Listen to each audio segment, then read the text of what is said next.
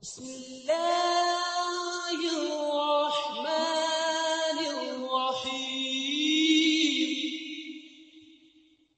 हमारा सवाल जो है वो बहुत अहम सवाल है कि नबी सल्लल्लाहु अलैहि वसल्लम अपनी कब्र मुबारक में ज़िंदा हैं। इस पर से सही मुस्लिम की एक हदीस बयान की जाती है जिसमें आता है कि नबी सल्लल्लाहु अलैहि वसल्लम ने मेराज के मौका पर मूसा अलैहिस्सलाम को सुर्ख टीले के पास देखा कि वो अपनी कब्र मुबारक के अंदर नमाज पढ़ रहे थे।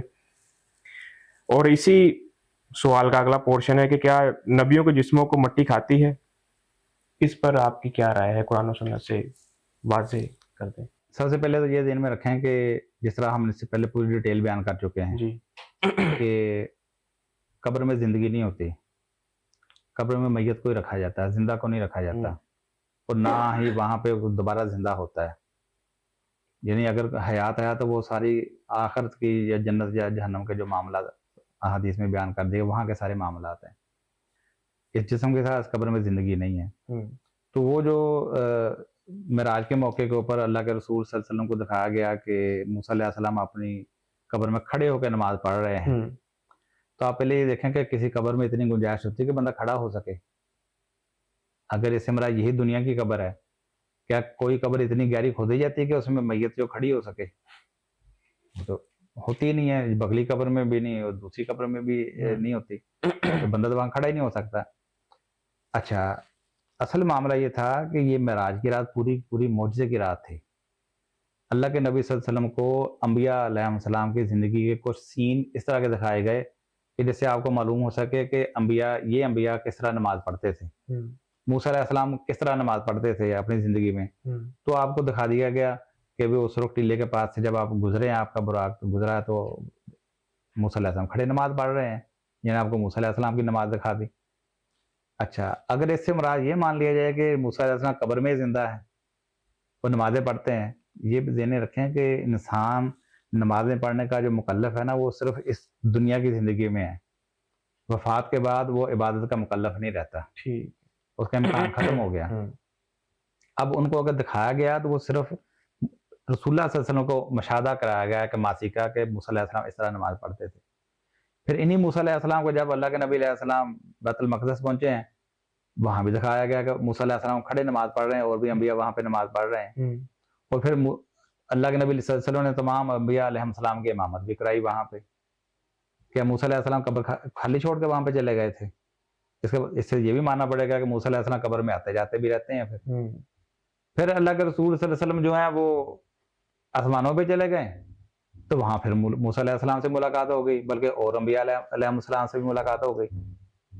क्या ये मेराज यानी अल्लाह के नबी अलैहिस्सलाम को बुराक और जिब्रील अलैहिस्सलाम की जरूरत पेश आ रही है, और ये अंबिया अलैहिस्सलाम बगैर जिब्रील और बगैर बुराक के भी वहां पे आपसे पहले ही हाजिर हो पहुंचे हुए होते हैं। यानी हाई स्पीड सवारी अल्लाह के रसूल सल्लल्लाहु अलैहि वसल्लम की है और ये अंबिया उनसे पहले पहुंचे हुए हैं। तो असल मामला ये है कि ये इसको अगर आप इस तरीके से कयास करेंगे या इस तरीके से मसले अखज़ करेंगे या दीन की अहकामात अखज़ करेंगे या अकायद अखज़ करेंगे, तो ये तो सारा गुंजल का मामला हो जाएगा वैसे ही। यानी मूसा अलैहिस्सलाम को आसमानों पे माने, बैतुल मुक़द्दस में माने, आखिरी मुलाकात तो आपकी वहां पे ऊपर हुई है। फिर तो अल्लाह के नबी अलैहि उनको वहीं पे छोड़ के आ गए। तो ये मेराज पूरी की पूरी मौजज़े की रात है। कितनी अहादीस आती हैं, अल्लाह के नबी अलैहिस्सलाम फरमाते हैं कि मैंने ईसा अलैहिस्सलाम को देखा तो खाना काबा का तवाफ कर रहे हैं, तवाफ करते हुए दिखा दिया। अल्लाह ताला ने ईसा अलैहिस्सलाम को खाना काबा का तवाफ करते दिखा दिया। तो अल्लाह ताला तो रसूल को कुछ भी दिखा सकता है। अल्लाह के नबी अलैहिस्सलाम सलातुल कुसूफ अदा कर रहे हैं मस्जिद नबवी के अंदर, अल्लाह ताला ने उनको वहीं पे जन्नत दिखा दी, वहीं पे जहन्नम दिखा दी। जब आपने जन्नत देखी तो आप आगे लपके हैं कि जिस तरह कोई चीज बंदा किसी पकड़ने की कोशिश करता है, तो साहब अकराम भी उनके साथ आगे को हुए कि पता नहीं आगे होना। फिर अल्लाह के नबी अलैहिस्सलाम इतना पीछे हो कि पहले साहब को भी तो खेल के पीछे लगे। साहब ने पूछा, या रसूलल्लाह आपने इस तरह क्यों किया? मैं कि मुझे जन्नत इतनी करीब करके दिखाई गई कि मैं चाहता था कि फल तोड़ के आपको दिखाऊं। अच्छा। ठीक है, फिर आपको जहन्नम दिखाई गई और आप फरमाते हैं कि उसकी इतनी हीट थी कि मैं इस तरह था जिस तरह मुझे वो झुलसा देगी, मैं उससे बचने के लिए पीछे को हटा। तो अल्लाह ताला तो अपने नबी को दिखाने के लिए कुछ भी किसी जगह पे भी दिखा सकता है। तो अल्लाह ताला ने सिर्फ उन अंबिया के साथ आपकी मुलाकात करवा दी, उनके इबादत का तरीकाकार, नमाज का तरीकाकार दिखा दिया ये सारा मामला है, इससे हयात साबित नहीं होती। जी। फिर अगर हयात साबित करना होती तो आप देखें कि अल्लाह के नबी अलैहिस्सलाम फरमाते हैं कि अगर मूसा अलैहिस्सलाम जिंदा होते तो उनको भी मेरी शरीयत की इत्तबा करनी पड़ती। अच्छा। इससे क्या पता चला, लौ काना मूसा हय्या, अगर मूसा अलैहिस्सलाम जिंदा होते तो क्या क्या मालूम हुआ कि मूसा अलैहिस्सलाम जिंदा नहीं है। हम्म। ठीक है ना, यानी अगर उनकी जिंदगी है तो वो आखिर की जिंदगी है जहाँ अंबिया अलैहिस्सलाम बाकी अंबिया अलैहिस्सलाम है वहीं पे है, लेकिन इस कब्र में तो सबको दफन किया जाता है। ठीक है। बाकी दूसरा जो आपके सवाल का जो है कि अंबिया के जिस्मों को मट्टी नहीं खाती। हम्म। देखें कुरान ने सिर्फ एक जिस्म का इस्तिस्ना बयान किया है कि एक जिस्म है जिसको मट्टी नहीं खाएगी, वो है फिरौन का जिस्म। ठीक है ना, जब वो डूबने लगा है, गर्क होने लगा तो उसने तौबा की, तो अल्लाह ताला फरमाता है कि अब नहीं। हम्म। आप जो तौबा कर रहे हो ना, ये जो मौत के फरिश्तों को देखकर गैब जब शहूदो बन जाए उस वक्त देख के जो तुम ईमान का इकरार कर रहे हो ना, ये अब काबिल कबूल नहीं है। फल यौमा नुनज्जी का बेबादानी का लितकुना लिमन खल्फक आया, आज तो तेरे जिस्मों को बाकी रखेंगे ताकि बाद वालों के लिए एक निशानी बन जाए। तो अल्लाह ताला ने पूरे कुरान में अगर किसी जिस्म के बच रहने की का इस्तिस्ना बयान किया है तो फिरौन का जिस्म है। तो जिस्म का बचना कोई फजीलत की बात भी नहीं है, या जिस्म का अगर डिकम्पोज हो जाता है ये भी कोई तौहीन की बात नहीं है। लेकिन ऐसी कोई बात है नहीं। एक रवायत बयान की जाती है जिसमें आता है कि इन्नल्लाह हर्रमा अलल अर्दी अन ताकुला अजसादल अंबिया, कि अल्लाह ताला ने मिट्टी को ऊपर हराम कर दिया कि अंबिया के जिस्मों को खाए। तो ये पूरे ज़ख़ीरा हदीस में एक रवायत है। और उसके बारे में भी इमाम राजी जो है, अबू हातिम राजी जो है, वो अपनी किताब इलालुल हदीस में बयान करते हैं कि ये रवायत जो है ये सही नहीं है, मुनकर रवायत है ये। यानी मुनकर रवायत उसको कहते हैं जो सही हदीस के भी खिलाफ हो। नहीं, इमाम अबू हातिम राजी जो जरा तदील के बहुत बड़े इमाम है, वो इसको मुनकर रवायत कहते हैं कि मुनकर हदीस है।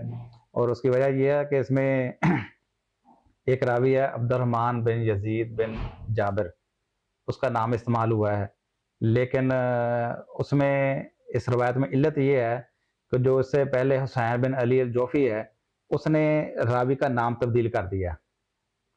उसने अब्दुर्रहमान बिन यजीद बिन तमीम का नाम इस्तेमाल किया जो कि एक मुनकर हदीस रावी है। ठीक है ना, और इमाम बुखारी जो है उसको मुनकर हदीस कहते हैं, यानी उनके ऊपर जरा है। यानी इमाम अबू हातिम राजी जो इलालुल हदीस उनकी किताब है उसके अंदर इस बात के अंदर उन्होंने खोल के बयान कर दिया कि एक रवायत ऐसी आ रही है जिसकी बज़ाहिर उसकी सनद सही नजर आ रही है, ज़ाहिरन लेकिन उसके अंदर एक इल्लत पाई जाती है कि एक मालूल रवायत है और मुनकर रवायत है कि इसमें जो रावी है हुसैन बिन अली अल जोफ़ी, उसने अब्दुर्रहमान बिन यजीद बिन तमी जो मुनकर हदीस रावी है, जो ज़ईफ रावी है, उसका नाम छोड़ के उसकी जगह पे एक जो सिका रावी अब्दुर्रहमान बिन यजीद बिन जाबिर उसका नाम इस्तेमाल किया। ठीक है ना, यानी इतनी बड़ी उसने इसमें खयानत की है इस रवायत की सनद के अंदर। तो उसकी वजह से ये रवायत आई है और हमारी हदीस की किताबों के अंदर उसकी रवाज पा गई, जबकि इसमें कोई ऐसी बात नहीं है। अगर कोई जिस्म सही सालम भी हो उसे जिंदगी तो साबित नहीं होती। जिस्म का सही सालम पाया जाना इससे उसका जिंदा होने का सबूत नहीं होता है। फिरौन का जिस्म सही सालम है, क्या फिरौन जिंदा है?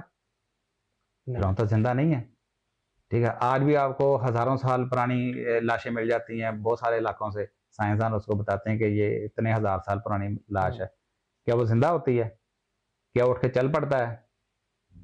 क्या वो कहता है पीछे हट जाओ मैं खुद ही फलान जगह पे चला जाऊंगा? नहीं, कुछ भी नहीं होता। अच्छा, फिर दूसरी बात ये है कि ये इसमें जो बयान किया गया है उसमें सिर्फ अल्लाह के आखिरी रसूल नहीं बल्कि पिछले अंबिया का भी इसमें बयान कर दिया कि इन्नल्लाह हर्रमा अलल अर्दी अन ताकुला अजसादल अंबिया, कि ज़मीन के ऊपर हराम है कि अंबिया के जिस्म को खाए। लेकिन हम देखते हैं कि ऐसा नहीं है। सही इब्ने हब्बान में हदीस मिलती है कि जब मूसा अलैहिस्सलाम वहाँ पे हिजरत करने लेके हैं बनी इसराइल को लेकर, तो उस वक्त किसी ने उनको बताया कि यूसुफ अलैहिस्सलाम ने यह वसीयत की थी कि जब कभी भी बनी इसराइल मिस्र को छोड़कर जाने लगे तो मेरी हड्डियों को यहाँ से निकाल के ले जाना। ये मुझे यहाँ ना छोड़ना बल्कि मेरी हड्डियों को यहाँ से निकाल के ले जाना और उसको अबा अजदाद जहाँ हमारे दफन है वहीं पे जाकर दफन करना। तो उस वक्त एक कोई बूढ़ी खातून थी, उसको उस कब्र के पता था, उसने निशानदेही की, तो फिर उनकी वहाँ से हड्डियाँ निकाल कर जो बांध कर वो काफिले में उसके साथ लेकर गए। तो ये क्या बयान कर रही है रवायत? ये बयान कर रही है कि यूसुफ अलैहिस्सलाम की हड्डियाँ का बयान कर रही है। अगर अंबिया कब्रों में जिंदा होते तो यूसुफ अलैहिस्सलाम को चाहिए था कि उठ के साथ चल पड़ते। बिल्कुल। अगर मूसा अलैहिस्सलाम कब्र से निकल कर कभी बैतुल मुक़द्दस जा सकते हैं, कभी आसमानों पे जा सकते हैं, तो यूसुफ अलैहिस्सलाम भी तो अल्लाह के नबी थे, तो उनको चाहिए था कि उठ के साथ चल पड़ते बनी इसराइल के साथ। नहीं, हड्डियों का जिक्र आता है कि उनकी हड्डियां जो है वहां से निकाली गई हैं कब्र से और उनको साथ ले जाया गया। ठीक है ना? तो इससे भी पता चलता है कि जो सही हदीस है वो बता रही है कि ऐसा कोई ऐसा मामला नहीं है। कुरान ने सिर्फ फिरौन का ये बयान किया है कि वो उसको भी बतौर इबरत रखा हुआ है। अच्छा, हदीस के अंदर और भी मिल जाता है कि एक दफा हुजरा आयशा रज़ियल्लाहु अन्हा की दीवार जो है वो गिर गई, काफी देर बाद की बात है। तो एक पाँव खुल गया, तो लोग परेशान हो गए कि ये पाँव किसका हो सकता है, क्योंकि वहां पे आना जाना तो होता नहीं था लोगों का, यानी कोई ज़ियारतगाह तो नहीं थी कि लोग आते थे आकर देखते थे कि ये अबू बकर सिद्दीक़ की कब्र है, ये उमर रज़ियल्लाहु की कब्र है, या रसूलुल्लाह सल्लल्लाहु अलैहि वसल्लम की कब्र है। लोगों को उसकी तरतीब का भी नहीं पता था। तो लोग परेशान हो गए कि ये पाँव आखिर किसका है। तो उस वक्त आयशा रज़ियल्लाहु अन्हा के जो भांजे थे वहां पे मौजूद, क्योंकि वो अपनी खाला के पास जाते थे, ठीक है ना, उर्वा बिन ज़ुबैर रज़ियल्लाहु अन्हु, तो उन्होंने कहा कि ये अल्लाह की कसम ये उमर रज़ियल्लाहु अन्हु का पाँव है। तो इससे क्या पता चला कि खैर अगर जिस्म सालम रहना चाहिए तो खैर नबी का भी सालम रह सकता है इतना अरसा गुजरने के बावजूद, लेकिन जिंदा नहीं थे। ऐसा नहीं हुआ कि पाँव नंगा हुआ तो उमर रज़ियल्लाहु अन्हु पाँव पीछे को खींच लिया, ऐसा नहीं हुआ। आज भी आपको कोई पुरानी से पुरानी मैयत में मिल जाए तो मैयत ही होती है, ठीक है। लोग बड़ी फजीलतें बयान करते हैं जी फलां जगह पे लाश निकली, उसका जनाब नूरानी चेहरा था, सर पे पगड़ी थी, उससे सफेद कफन था, तो वो मैयत ही होती है। उसको वहां से उठाते हैं दूसरी जगह पे जाकर दफन कर देते हैं। कितनी कब्र कुशाइयां ऐसी होती हैं कि कितने ऐसे लोग अपने पीरों को एक जगह से उठाते हैं दूसरी जगह जाकर दफन कर देते हैं। कभी ऐसा नहीं हुआ कि पीर साहब उठे उनके साथ जाके वहां पे दफन हो जाए, ऐसा कभी नहीं हुआ। उसको उठाते हैं और उसी तरह ही उसको ताबूत में डाल के दूसरी जगह पे ले जाते हैं। शहीद जिंदा है, जिस तरह हदीस कुरान में आया उनको मुर्दा गुमान ना करो बल्कि वो जिंदा है। शहीद कभी उठ के अपने घर में नहीं आया, कभी नहीं ऐसा हुआ कि भी उसकी टांगे बाजू कटे हुए हैं, गर्दन कटी हुई है, इसके बावजूद चल के घर पहुंच जाए तो आगे बताया कि मैं तो शहीद हो गया हूँ, मुझे दफन कर लो। शहीद को भी लोग उठा के दफन करते हैं, ठीक है ना। यानी उसको जो जिंदा कहा गया वो एजाज है, उसका आजादी तौर पर कहा गया। मुशरिकीन कहते थे देखो जी अगर हमारे इतने मर गए तो इनके भी तो मर गए, तो उनको जवाबन कहा गया कि नहीं, तुम्हारी मौत और इनकी मौत में जमीन आसमान का फर्क है। तुम इधर मर रहे हो उधर जन्नत वासिल होते जा रहे हो, और इधर शहीद होते हैं, अल्लाह की राह में कत्ल होते हैं, इनको जन्नत में दाखिल कर दिया, कीला दुखिल जन्नत का परवाना इनको दे दिया जाता है, ठीक है ना। आप ये देखें कि सूरह यासीन के अंदर अल्लाह ताला ने साहब यासीन का वाक़या बयान किया। 3 पैगंबर के ऊपर एक शख्स ईमान लाया, कौम ने उसको कत्ल कर दिया। जब उन्होंने कहा मैं रसूल के ऊपर ईमान लाता हूँ तो उन्होंने उसको पकड़ के बड़े तशद्दुद तरीके से उसको कत्ल कर दिया। आज जैसे ही वो कत्ल हुआ है अल्लाह ताला फरमाता कीला दुखुल जन्ना, उसको अल्लाह ताला फरमाता कि हमने हुक्म दिया कि उसको जन्नत में दाखिल कर दिया जाए। वो जन्नत में दाखिल होने के बाद कहता है क़ाला या लैता कौमी यअलमून बिमा गफ़र ली रब्बी वजअलनी मिनल मुकरमीन, काश मेरी कौम को भी पता चल जाए इस बात का कि अल्लाह ताला ने मेरी कितनी इज्जत अफजाई की और इज्जत वाले में दाखिल कर दिया। वो वहां उठ के नहीं कहता लोगों को देखो तुमने मुझे शहीद कर दिया लेकिन अब मैं जन्नत में जा रहा हूँ, नहीं, अल्लाह ने उसका पैगाम कुरान में नकल किया है, सही, ठीक है ना। तो ये सारी चीजें हमें पता चलती हैं कि शहीद हो नबी हो कोई भी हो वो मरने के बाद मैयत ही होता है। और हाँ, मारूफ उर्फ के अंदर वो हमारे यहाँ वो मैयत होता है, मौत आ गई, लेकिन अल्लाह के यहाँ जो आज़ाद कराम है, जो उसको जन्नतें हैं, जो मकामात हैं, वहाँ वो जिंदा है। जैसे एक हदीस में आता है कि अल्लाह के नबी फरमाते हैं कि तुम्हारे वो भाई जो उहद के अंदर शहीद हुए तो अब वो आपस में इकट्ठे हो गए, जन्नत की अल्लाह ने उनकी रूहों को सब दौड़ने वाले जिस्म अता कर दिया, जन्नत की नहरों के ऊपर आना जाना शुरू कर दिया। अब वो आपस में इकट्ठे होकर मशवरा करते हैं कि कौन है हम में से जो वापस जाए और जाकर हमारे पिछले हमारे भाइयों को बताए कि अल्लाह ताला ने हमारी क्या इज्जत अफजाई की है, ताकि वो मौत से ना डरें और जहाज में जाने से वो ना घबराएं, दिल छोटा ना करें। कौन है जाके उनको बताए। तो अल्लाह ताला ने उनसे उनको कहा कि तुम्हारा ये पैगाम जो है मैं उन तक पहुंचाऊंगा। तो अल्लाह ताला ने ये आयतें नाज़िल की, वला तहसबन्नल्लज़ीना कुतिलू फ़ी सबिलिल्लाहि अमवाता, ठीक है, बल अहयाउन इंद रब्बिहिम युरज़क़ून। तो ये आप देखें कि वो अपना पैगाम खुद नहीं आके दे सकते, वो किसी के ख्वाब में आकर अपना पैगाम नहीं दे सकते, ठीक है ना। वरना आपको पता है कि कितने साहबा जो हैं वो शहीद हुए हैं, उनको उनका मुसला किया गया, कुफार ने उनके, किसी ने टांगे बाजू काट दिए, किसी के नाक काट दिया, किसी के कान काट लिए, किसी का कुछ किया उन्होंने, सब कुछ हो रहा था उनके साथ, लेकिन वो जन्नत के अंदर जिंदा थे। अच्छा, अब वो वहां जो कलाम करते हैं ना, ये हदीस का एक जुज़ था, वो कहते हैं कौन है जो जाके उनको बताए अन्ना अहयाउन फिल जन्नह, कि हम जन्नत के अंदर जिंदा हैं। यानी बाकायदा लफ्ज क्या आते हैं, अन्ना अहयाउन फिल जन्नह, कि हम जन्नत के अंदर जिंदा हैं। यानी उनकी जिंदगी कौन सी है, जन्नत के अंदर की जिंदगी है, इस जिस्म के साथ, दुनिया वाली नहीं, ठीक है ना। तो ना ही किसी का जिस्म बोसीदा हो जाने से, रेजा रेजा हो जाने से, या खत्म हो जाने से कोई जन्नत से महरूम होता है, ना अल्लाह की नेमतों से कोई महरूम होता है। ये जिस्म तो वैसे भी खत्म हो जाना। कुरान में अल्लाह ताला कहता है, क़द अलिमना मा तनकुसुल अर्ज़ु मिन्हुम व इंदना किताबुन हफ़ीज़, कि मट्टी इन जिस्मों को खा खा कर क्या क्या काम करती जा रही है, कितना कम करती जा रही है, ये हमारे यहाँ महफूज किताब के अंदर सब लिखा हुआ है। सही। अल्लाह के नबी अलैहि सलाम फरमाते हैं, कुल्लु बुनु आदम याकुलु तुराब, आदम के हर बच्चे को मट्टी खा जाती है। नहीं, कोई हदीस सही इस मौजू पे मौजूद नहीं है, कोई कुरान की आयत इस पे मौजूद नहीं है। तो एक रवायत वाहिद सहारा जो आमतौर पर पेश किया जाता है, वो वैसी मुनकर हदीस है, और मुहद्दिसीन ने उसको पहले से सदियों पहले जरा करके बता दिया होगा कि ये काबिल एतबार ही नहीं है। तो हम उसके ऊपर किस तरह उससे अकीदा या नजरिया किस तरह अखज़ कर